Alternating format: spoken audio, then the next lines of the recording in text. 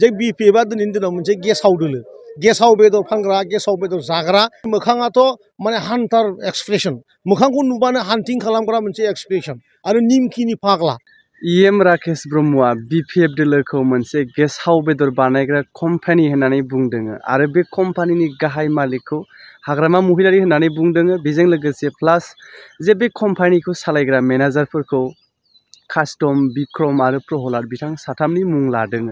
नाथाय नैबेबायदि बाथ्रा बुंनायनि गेजेरजों बे बाथ्राया बेसेबां गनायथाव जोंनि गेजेराव बेसेबां एक्सेप्टेबल नैबे भिडिअखौ नोंथांमोननि गेजेराव आं दा जोबनायसेहालागै होनो थांगासिनो दङ।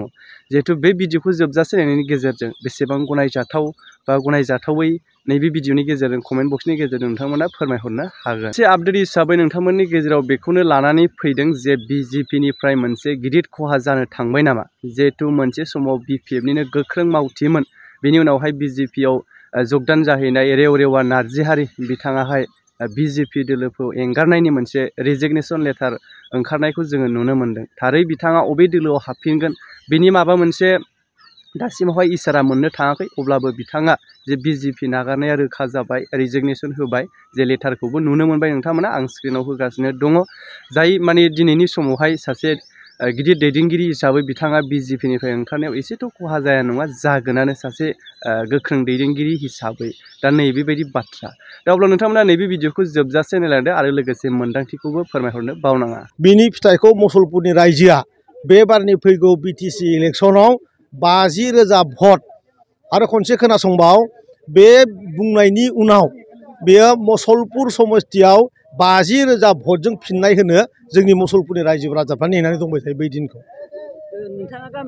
आंथ' गामियावनो जोंनि मुसलपुरनि रायजो राजाया आंनि गासिबो आंनि आइ आफा गोजा, आंनि बिदा फंबाय गोजा। मुसलपुरा आंनि न' आरो मुसलपुराव आंनि थै थायो, मुसलपुराव आंनि गासिबो देहानि मोदोम गोलोमदैया थायो। जाय सुबुंफ्रा बे बाथ्राखौ बुंदों फैगौ समाव बिनि फिननायखौ बिराद मोजाङैनो मोननो थांगासिनो दं। बेखिनि खोथाखौ आं नोंथांमोननो बुंबाय आरोखि।